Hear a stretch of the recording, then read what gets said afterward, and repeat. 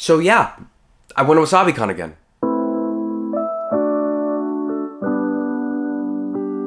Wasabicon 2022. Feels like we were just here. I'm not sure if I'm gonna make this a yearly tradition, like always going, but we'll see. We'll see how it goes. As always, hi, I'm Bayfund. This time around, I dressed up in the gender-bent version of Makise Kurisu because she's best girl, and because I hadn't debuted this cosplay out in the convention yet. Now, if you want an extremely comprehensive guide of like going in depth to how this convention works and how everything just happened, you're not gonna get that with this video, sadly. You see, that's mainly because I failed. I failed at going for the full 2-day experience. I only was able to go on the last day, Sunday. Because, well, you know, life takes priority. And that certainly doesn't mean that I didn't have fun. That just means that I had to cram in a lot of things all at once.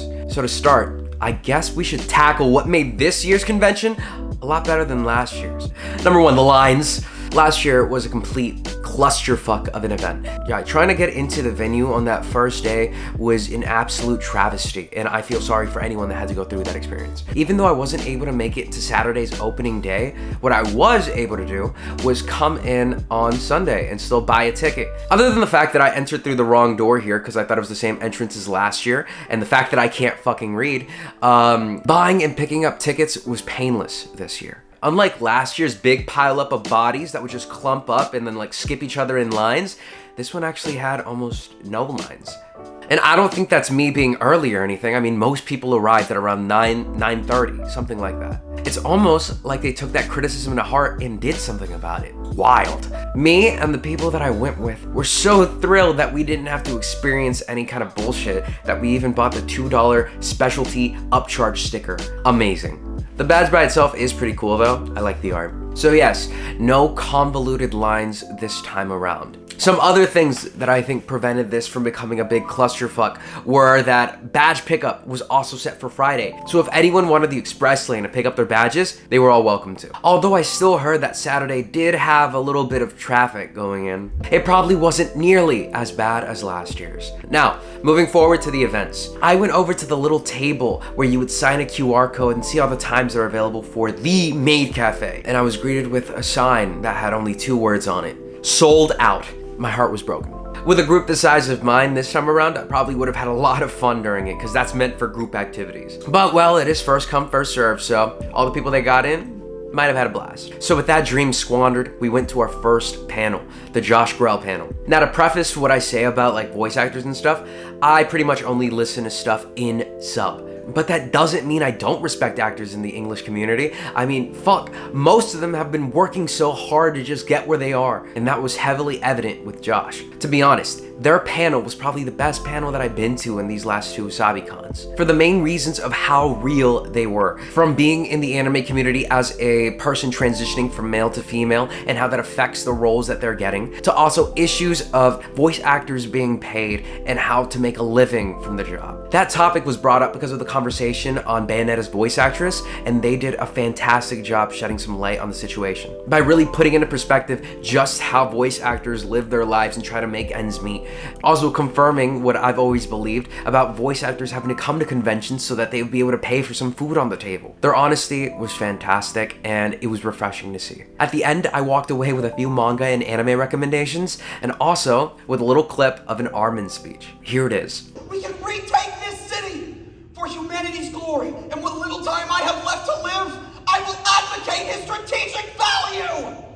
After that one, I stumbled into the Kira Buckland panel, which I would have loved to stick around and listen to her talk about one of my favorite shows, JoJo, but it just so happened that the people that I came with on this trip actually don't watch JoJo. So, well, that was frankly disappointing. The little tiny snippet that I got to see of her was actually pretty cool, convincing people that think JoJo is weird and bizarre to actually watch the show, because there's a reason it's called JoJo's Bizarre Adventure. And then following her, I went to the Natalie Van Sistine panel. She brought a lot of really chill vibes, talking about her cats and how she transitioned from pretty much doing live theater into pursuing voice acting full time. Lots of information in these panels if you're actually aspiring to be a voice actor, I'd say. Panels done. Now, the convention floor. This probably had the largest overhaul out of everything that I saw. Somehow, they made this convention floor that already looked like pretty decently sized and already like filled to the brim, look even larger. I really gotta give props to the organizers this time around, because that center aisle that there is right in the middle of the entire convention floor made everything so much easier to just traverse from lane to lane to where you wanted to go. Really smart moves that they took from other conventions. This time around, I think I saw a lot more artists offering up commission work, offering up just prints that they had laying around. I don't know, it felt like when walking in for the first time, it was trying to upgrade from being this little tiny indie convention to being almost semi-professional. Yeah, lots of the booths and the stagings just look fantastic. I mean, look at how these art pieces look over here. And over in the middle of the convention, there was like this soda parlor thingy where you could get free refills on your drinks if you got a cup. Like little things like this just made it more enticing for people to just come into the showroom floor than just like walk around once and leave. Smart moves have been made all around. That tabletop area that was over like tucked away in the little side corner was no longer there. Instead, that area was moved to the entire back of pretty much the entire convention floor. Behind this glass paneling at this like indoor patio, that's where all of the tabletop games were played, if you wanted to rent some or if you just wanted to bring your own and hang out with your friends. Sadly, I would say I wasn't able to actually find another Smash tournament going on like I did last year. What replaced it and showed up instead were these imported Japanese arcade machines. If you wanted to play DDR using the entire catalog of songs, here you go. How about some Mario Kart with the brake pedals and the wheel? Got you right there. And that Pokemon game that released a few years too late over here in the West, yeah, they've got you there too. A nice little thing to see that I didn't expect at all. So here's where we're gonna get into the cosplayers. In 3, 2, 1.